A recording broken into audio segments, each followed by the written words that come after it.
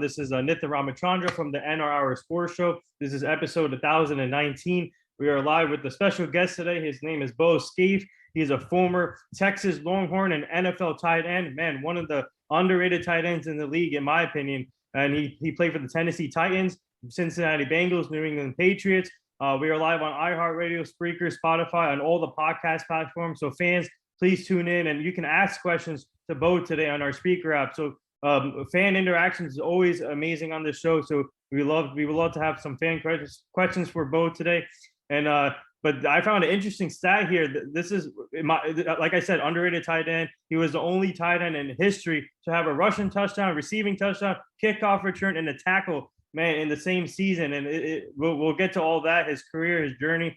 And as you can see, he's wearing his All-Pro shirt. His his company that he started it's called All-Pro, which we'll get to also. But Bo, thanks for joining the show. It's truly an honor. And like I said, underrated tight end.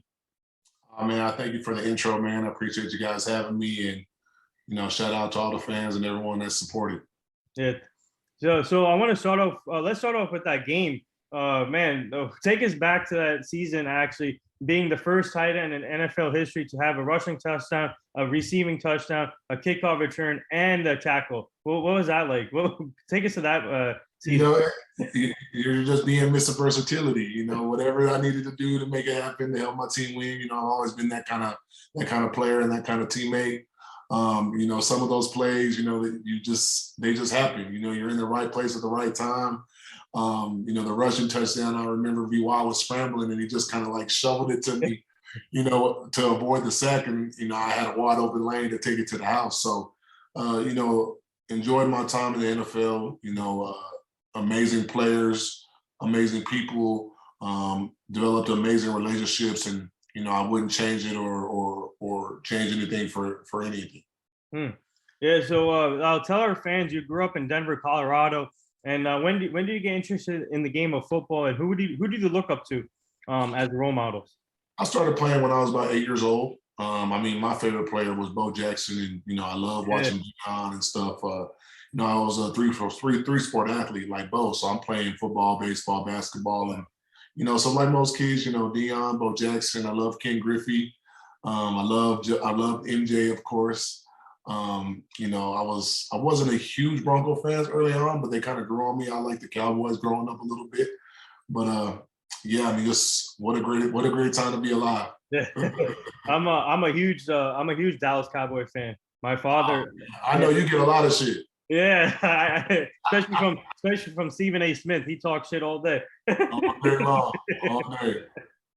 Yeah. So for you, obviously you looked up to, like, but what's it like to have the same name as Bo Jackson, like the first name Bo? It wasn't, Bo's not a huge common name. You're seeing a little more now, just as, the population grows and stuff like that. But it was a nickname, and, I really kind of carved it into, to the name that people know me by. My government name is Oliver. I'm the third as well. So, I'm Oliver Scaife the third. So, I have a lot of tradition just behind my real name, but I think I've done a pretty good job kind of carving out my niche in the name Bo. Yeah, so we are live with former Texas Longhorn and NFL tight end Bo Scaife. We already have a fan question for you. One of our fans just popped in. They want to know, what was it like playing with the late Steve McNair, the quarterback? I got to play with Steve McNair my rookie year, and I knew him a little before that because, he was real close with VY. So, he would come down to Texas and we would get to see him and stuff like that and meet him. And, just the most probably generous human being you could ever be around and meet. Football aside, that spoke for itself. He was in the MVP the same year Peyton won it. So, his football skills and talents, were above and at the top of the league in any position. So just a great mentor to me. I'm so thankful that I had the opportunity to play with him. He threw me my first touchdown, but just a joy to be around. And I'm just grateful to have the opportunity to play with him. Yeah, so like you said, you play multiple sports. So take us to that. And how tough is it choosing one sport over the two? And did you consider playing baseball and basketball too, or were you always on football? Well, I stopped playing basketball, I think, in probably my junior year in high school, and just really started focusing on football and baseball. Like I said, Deion and Bo Yeah. Jackson. You know, Yeah. um, I really had a chance to be really successful in baseball, but I tore my knee up in football my senior year, and so I didn't play that year. And I pretty much had an opportunity to go play at any college I want to, football wise. So I assumed that if I didn't get hurt, I would have probably ended up playing baseball wherever I was at too. But it all worked out the way it was supposed to. There was a lot of guys that I played with that were playing both at the time, and they had to choose one at some point in time and the other. Ricky had to do it, Cedric Benson had to do it, Yeah. and they all chose football. And AI should have chose football. He chose basketball. Yeah. So it's just hard. It's hard. I think Deion to this day is probably the only guy.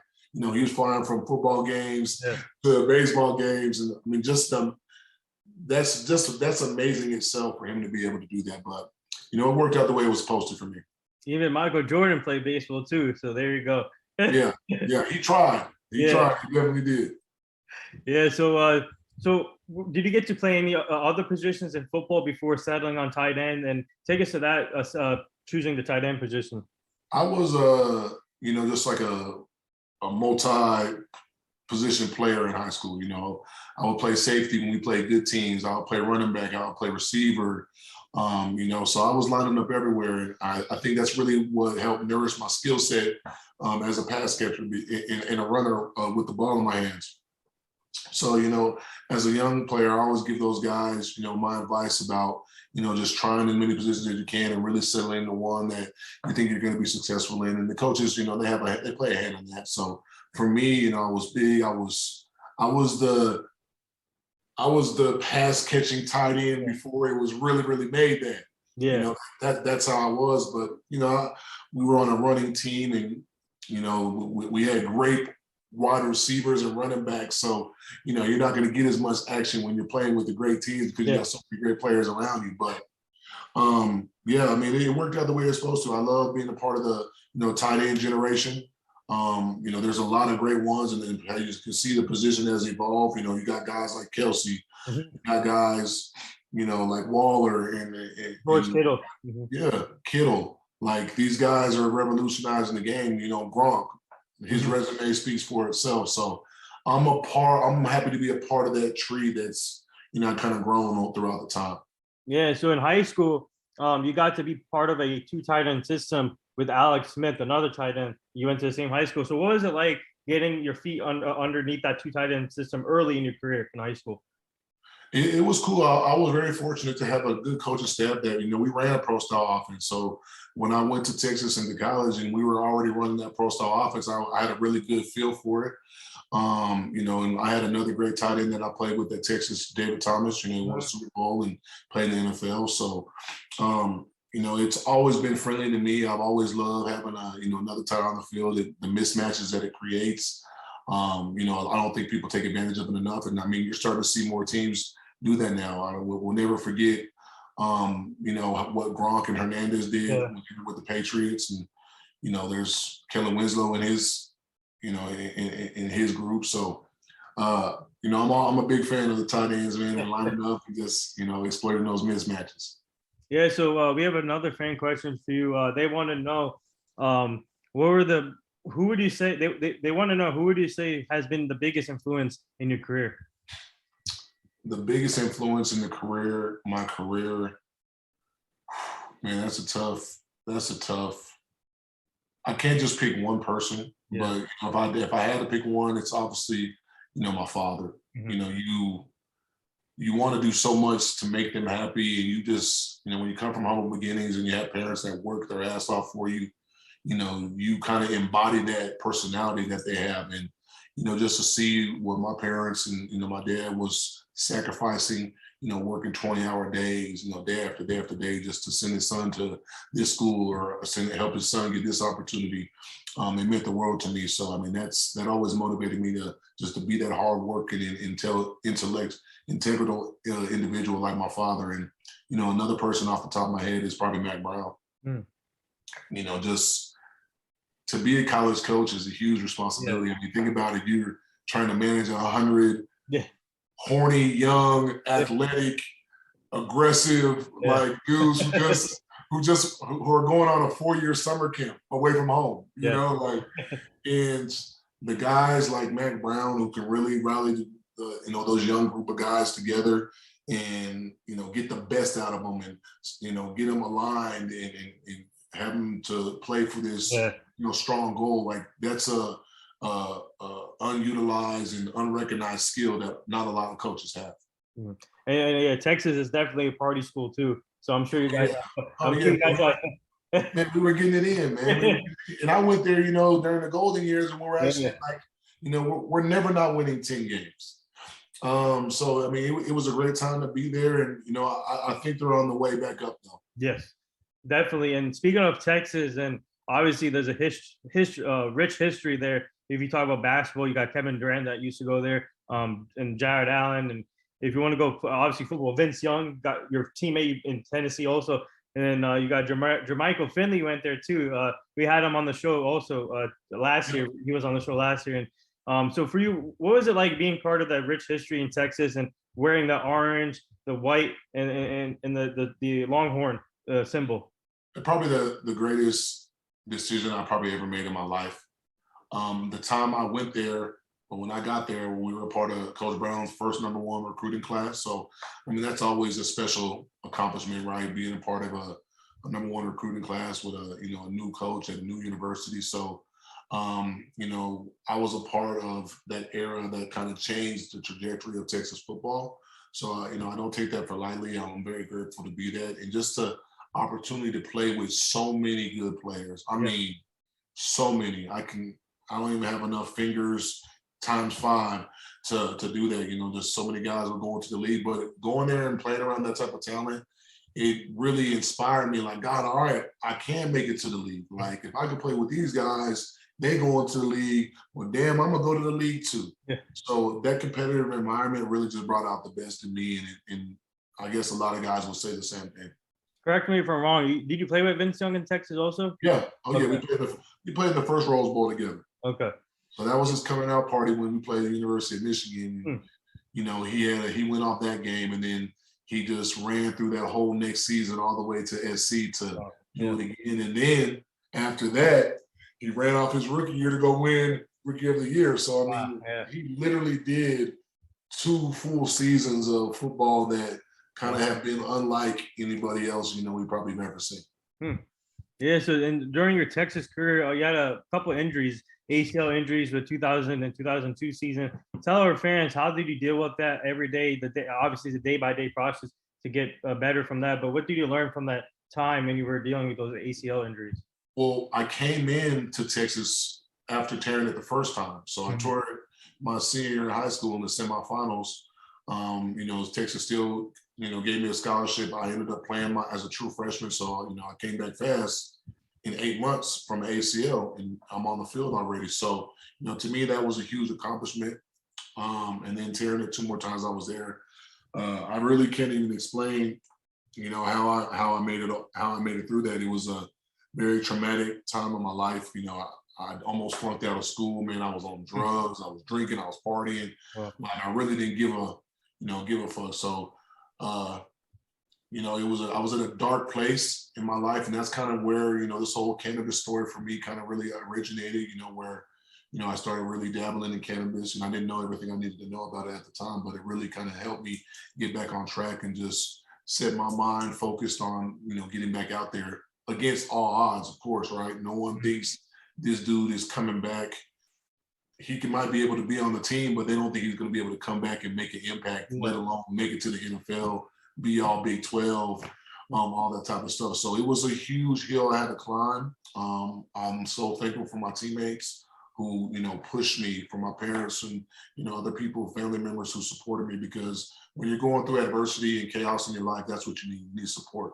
You need people to kind of help pull you up sometimes. At the end of the day, you don't have to pull yourself up, but that added support is always helpful. Yeah, like I said, you had a heck of a career, underrated tight end. You worked your ass off, and you got to your goal, which was the NFL. And you proved everyone, whoever doubted you, you proved them wrong. And you proved them wrong in a big way, man. So kudos to you. And most players, we had so many players on the show that's been through the same situation as you. like taking drugs or going through a bad time, and they never gave up. Most players do give up, but the ones we had on the show, like you now, just now, you guys never gave up, and you guys pushed yourselves and supported your family. And it's amazing to hear these kind of stories, and I'm just honored to have all of you to share your stories on this platform, which is amazing. Yeah, man, it's tough, man. But like, life is adversity. And Yeah, that's why football is, always a great metaphor for life because, in the football game, in the course of a game, you always face those adverse times, fumbles, turnovers, or, crazy plays, you might get nicked up or yeah, injury. So like there's always something going on in the course of the game that's adverse to, what you're trying to achieve. So, you got to just learn to keep fighting through, take it one play at a time and, one day at a time. And, when you want something and you care about it, you don't really worry about what you got to endure. And, you'll run through a brick wall for the things that you care about. yeah. So we have another fan question. Someone wants to know, what was it like playing with Vince Young in Texas and Tennessee also, and seeing the growth of him as a quarterback? It's like watching your little brother grow up into stardom, Mhm. and you got to do it with him. That's the best part about it. You got to be alongside with him. So, not only you hanging out off the field, you guys are friends, you know about each other's families, the things they like, their common interests and that type of stuff. But to be on the field and to see the shit that he was doing, Mhm. like to watch it field level, in the course of it, and then go back and watch it the next day on film, Yeah. it's just like, holy shit. Like, how did he do that? And, he has a drink at his restaurant called Invincible, Hmm. right? And that's what it kind of seemed like sometimes out there, where there was no way and he found a way. And, even, going into the NFL, those first couple games, were rough. But once he got the feeling, Mm. he just turned that light on and turned that juice on. So, it was an amazing journey just to watch the highs, the lows. That's what made us brothers. That's why we're such close friends right now. He's my daughter's godfather. Mm. So, that's my brother, and it was just an honor just to play beside him and just really witness some of the greatest moments ever in college sports, NFL, and just living that life and being able to live in that moment with him. Wow. Yeah. So tell our fans, what was it like playing underneath Coach Mack Brown, and also tell us some of your best moments at Texas.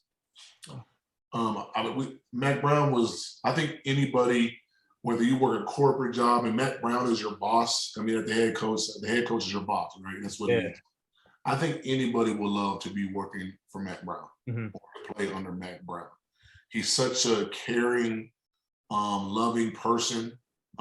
He knows everybody's family's name. He has this awesome memory where he can just, oh, how's such and such doing? This is 20 years later, and he might have only had one or two interactions with these people. So his memory is unbelievable. His way he conducts himself is second to none. His character, and his ability to communicate. Hmm. And one thing I respect about him that a lot of coaches are finally catching on, but he was doing this 20 years ago. He evolved his values, his way of thinking, his personality to fit the culture of the guys that he was coaching. Here you have this old white man from Cookeville, Tennessee. Right. He's coaching all these young black players from, in the state of Texas, from all these different areas, humble beginnings and stuff like that. And he's finding a way to relate for them. And he's showing them that he cares about them and that he's showing them what they can be, outside of football, and not just football isn't the end all for us. Like being a man and supporting your family and being a genuine person, like that's what's really important. And he was teaching us all that stuff when we were 18, 19 years old. And I think, the majority of us, if not everybody, is just so grateful just to be able to have cross paths with a man like that, because he's definitely, one in a million. You don't see a lot of people come out like across like that where you can be like, God, like I love this dude. Hmm. Just I love who he is. And so I love my coach. And he has a lot of support and love from all his players, I think. Yeah, and he's now doing great things at North Carolina. Right. I mean, like, the proof is in the pudding. Like, this dude is the swaggiest coach in college football, man. Yeah. You know, and he's 70 years old. He's jayed up from head to toe. Yeah, still killing it. It's amazing. Doing TikToks and shit. I mean, like, and he does that for his guys. Yeah. He does that for his guys. He's gonna dance for his guys. He's doing that because he knows if he gets them to buy in, they have a better chance of being successful. And that's the key to winning football games. That's the key to winning in business, is getting your team, everyone to buy in and work together. Mm-hmm. Yeah, and what would you say some of your best moments was in Texas? I mean, obviously winning the Rose Bowl. Yeah. That was amazing. You know, we had a chance to play against the University of Miami in 2001, that really, really good team, which would have been awesome to play. We lost to Colorado in the Big 12 championship. So we already knew if we won this game, we're going to play the U. So I don't know how it happened, but it happened. So, I mean, that was an awesome moment to be there, but, you know, it hurt to lose. And just being in Austin, Texas, man, like, now just, you know, you hear so much about it now, but just to be there before all this stuff started and to see how it's evolved, and like, God, like, you were a part of that. Mm-hmm. You know, seeing Matthew McConaughey at practice, you know, like going out and just hanging out, and just we were exposed to just so many great things, not to mention, you know, just getting a great education and, you know, being a part of, you know, a rich tradition and just being around some of the greatest athletes to ever walk this planet. I mean, to me, those are the highlight moments for me. Yeah, so tell our fans about your draft experience now. You got drafted in 05, round 6, pick 179 with the Tennessee Titans. And I'm sure, what was that call like? And once you got that call, how relieved were you with you and your family finally making your goal to the NFL, and obviously playing with Tennessee? And the next year, Vince Young comes in, but you play with Steve McNair your first year. But tell us about the draft experience. The draft experience was awesome. You know, like I said, I had all that history of just being injured, so that dream wasn't like realistic for some points. You know, a couple of years before that, you know, I was able to play a few healthy years. You know, put myself in a position to get drafted to the combine, get invited to the combine, so I got to go to the combine. I actually had a sports hernia during that time, so, you know, they didn't even care about that. They were just like, they had me like a rag doll. They're just checking out all these ACL injuries, and, you know, so for me, it was really, really important that I performed at the combine and just show these guys that, you know, I'm healthy and, you know, the type of player that I was. Being able to, that's probably why I got drafted so late, though, you know, just on that injury history and being labeled, you know, damaged goods and injury prone and all that type of stuff. So I was actually had calls in the 4th round and the 5th round, you know, from the Bears and I think Tampa Bay, you know, where I thought I was going to go earlier, and they had said like, hey, we think we're going to pick you here. And so just to kind of watch, you know, some of those other guys go before you and watch some of these other tight ends who, you know, weren't better than you get drafted before you, you know, that kind of stung a little bit. But, you know, I'm used to the adversity. I'm used to all that type of stuff. But just getting that call, I remember my coach said, don't watch the draft at all. One of my coaches said, don't watch the draft at all, because it's going to hurt your feelings. And I watched every single pick. I watched every single pick, you know, because I just care about the game. I love it, you know, and I knew my number was going to get called. I didn't know when, you know, but I was hopeful. But finally, when it called, I've never seen the 615 area code, so I had no idea who that was. You know, Tennessee, you're like, okay.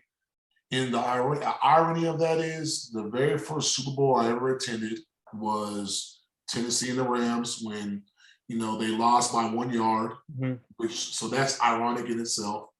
And just to be able to be drafted by them, you know, they were still a young franchise. I think we're only, you know, 20 years, we're former Houston Oilers. So, you know, just there was another rich history just being a part of that team. And, you know, it worked out great. You know, I was able to be, you know, franchised a couple of times there. And, you know, once again, you know, we played in a tough division, got to, you know, whoop up on Peyton Manning a couple of times. That was fun. But he whooped up on us most of the time. That's why he's in the Hall of Fame. But just an amazing experience. Love the city of Nashville. Jeff Fisher, You Mhm. know, great staff, great, you know, good coach. You know, a coach that a lot of guys enjoy playing for. You know, I wish we would have won more games, but it's hard to win in the NFL. But just amazing time to be able to enjoy and realize that dream with Tennessee was a great fit for me. Yeah, so we have another fan question for you.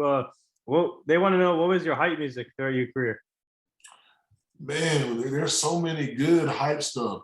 And I think when I got to Tennessee, it was right when like Young Jeezy like Mhm. dropped Thug Motivation.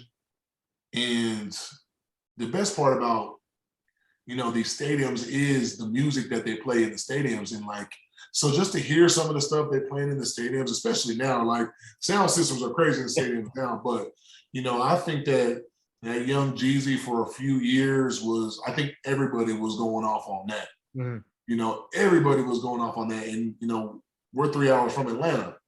So, you know, that was kind of when Yo Gotti was coming up too. So, I mean, they were banging the shit out of those two guys in Nashville. So it was like I said, it was a great time to be in Nashville and be kind of in the South at that time. Wow. Yeah. So speaking of, I want to talk about the running backs you play with. You play with Chris Brown. You play with Lendell White, and also Chris Johnson, 2'8". What was it like with playing with all those three running backs in your career? You know, running back in the NFL is a tough position.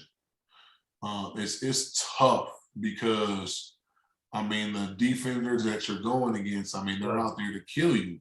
You know, so I got a lot of respect for these guys. You know, Chris Brown was a bigger guy. You know, I've known him for a while because he went to the University of Colorado. So, Mhm. you know, he was a cool vet that I got to play with and really showed, you know, carried himself as a pro and stuff like that. And then Lindell came the year after that, which, you know, I already had a relationship with Lindell. I've known him since I was, you know, in high school. You know, he's from Denver, Colorado as well. So, you know, I followed him from his career. I was at the national championship when they played Texas, right? So I saw what he did in that Yeah. game. You know, you're drafting Vince Young first round, Lindell White the second Mhm. round. And so, you know, seeing him, you know, flourish in his career throughout his career was an awesome thing to watch, especially when it's someone you're close to, you know, from the same area you're from. And then, you know, you insert Chris Johnson into the Yeah. mix. And there's like, okay, you know, you thought you'd seen it all. And then you see this dude who comes in and he's flying by everybody. He's literally flying by everyone. And Chris Johnson, I can honestly say, is probably the fastest human being I've ever played with. But you don't think that when he's out there, and because he's doing it so effortlessly, you know. Chris Johnson's story is awesome because Yeah. the people who were scouting him, they were when people were looking at him, they weren't ever looking at him. They were drafted, and they told me that they were scouting a DB. Mm. And this guy they were playing ECU, and the DB who was supposed to be, you know, one of the top DBs was supposed to be having an angle on Chris Johnson. And he literally ran right by this guy. So, you know, he went for 2,000 yards. He has the yards per scrimmage record in NFL history. So once again, just another great player that I was able and blessed to play with and be around. Wow. Hall of So, Fame.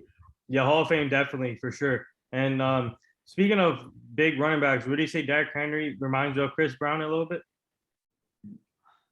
Yeah, yes, Bill, but I think Derrick Henry is a little bigger. Yeah.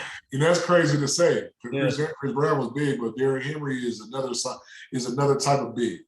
And for him to be able to carry the load as often as he does, as long as he does, it's pretty amazing. So, you know, the Titans are, you know, I'm so they're happy to have him. Titan Nation is happy to have him. And it's just a beautiful thing to watch. Yeah, it's gonna be fun to watch when Malik Willis is ready. Oh, yeah. Oh, yeah. Yeah. Oh, yeah. I like, you know, Deontay Foreman though too. You know, he's a University of Texas guy as well. But I mean, he had a great year last year. So, you know, we always find a way to have those running backs down there in Tennessee. Yeah.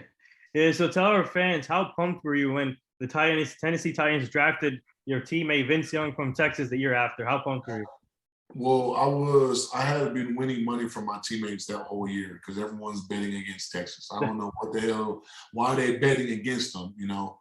But I won, you know, thousands of dollars that year just betting on Texas. And there was so much hype about them taking Liner. you know, because of the USC connections, Norm Chow, you know, Jeff Fisher, and, you know, Bud Adams, you know, he kind of overruled all that and was like, no, I want BY. Mm. And, you know, he wasn't a popular choice at the time amongst, you know, maybe the management, but the owner wanted him. And, you know, you can't say it was a bad pick because he went to the Pro Bowl, you know, 2 years he was there, he was rookie of the year. And, you know, there was a little confusion between, you know, coaching staff and player, but, you know, it was still an awesome ride. And, you know, I wish things could have definitely turned out better, but it was awesome, just like I said, to be able to play with your brother and, you know, Burrow and, you know, he has his receiver that he got to play with in college. That's just an amazing experience just to be able to, you know, you come from those beginnings where you guys didn't have shit, you know, we're sharing clothes, we're sharing money for meals and stuff like that, and then boom, millionaires. So, you know, it's awesome to see all that and just kind of grow through the experience with the guys that you played with and grew up with. Wow. Yeah. So another fan question. So one of our fans want to know what was some of your best moments in Tennessee, and was it? Then they want to know, was it tough leaving Tennessee too? Very tough leaving Tennessee. You know, that's the team that drafted you. I got a good 6 years there, though. You know, like I said, was franchise tagged. You know, we were really, really close to winning a Super Bowl. That was just an amazing year. You know, we had ran through Pittsburgh, ran through Baltimore. You know, we playing Baltimore at home with the #1 seed, and you know, we were winning. And Chris Johnson gets hurt, and you know, we fumbled twice in the red zone, and you know, just like that, like your Super Bowl hopes are going down the drain. So, just it was fun. We had a fun team. You know, Nashville's great because it's centrally located, so it's easy for us to kind of get a bunch of different places. And they have a great fan base. You know, they have a really, really good fan base. I mean, you saw when the draft was there a couple of years ago, just how everyone came out, and you know, it's really a football town. And you know, I don't think there's a whole lot of football towns, you know, like Nashville, and it's still growing and growing. And there's still so much to look forward to in that city. So just once again, just grateful to be a part of a franchise like that, and to, you know, be in the record books, and you know, be a part of a, you know, great group of guys in that short franchise history. And Nashville is a party town too. Oh, hey, getting it in. Yeah. Getting it in, man. You know, it's so fun going back and watching the games because you know you're gonna have a good time. Like, Austin and Nashville, like I know if I'm going to the game, I'm about to be lit. Yeah. And you're gonna have the most fun. You're gonna see everybody's hugging, happy, and you know, it's just good vibes, great vibes. Yeah. So now looking back at your career, obviously, like I said, great career, and how grateful are you to be in this position to be able to play the game you love and prove everybody wrong who doubted you, and now you have a company called Old Pro, and it's helping you out in a big way. So how grateful are you to be in this position right now? I'm extremely grateful. You know, you don't all in life that, you know, a lot of people wanted just opportunities, and you know, I was grateful to have an opportunity to play in the NFL, and I'm grateful now to, you know, be able to, you know, start my own company, which is All Pro. You know, it's a luxury cannabis wellness brand. You know, we're building you know, a cannabis brand and a cannabis destination down in Southern Colorado that's truly cannabis friendly, and you know, providing a lot of great products for professionals and, you know, and athletes to help them take control of their mental health and improve their quality of life. So this has been you know, probably end up being bigger than anything I ever did on the field, but I love the impact, and I love just being able to have the opportunity to spread the word about cannabis and how it helps people. And just like I said, it's really about helping people for me. And just, you know, everybody, you know, needs help. Everybody goes through stuff. And, you know, we all need somebody to lean on or to help us, you know, kind of pull our way out. So, you know, this brand is kind of, it was created through as a byproduct from my own suffering and pain that I felt throughout my career, just with all the injuries and the stuff I had to go through, because it was hard. You know, it was hard to be able to travel that road and pick myself up and just keep pushing forward towards my dreams. And, you know, there was a lot of reasons, and I had every reason to quit. I had every reason to quit. And, you know, I was depressed, I was sick. You know, I didn't feel good, and, you know, my body wasn't responding. You know, I wasn't the same player I was, and I just never, ever, ever quit.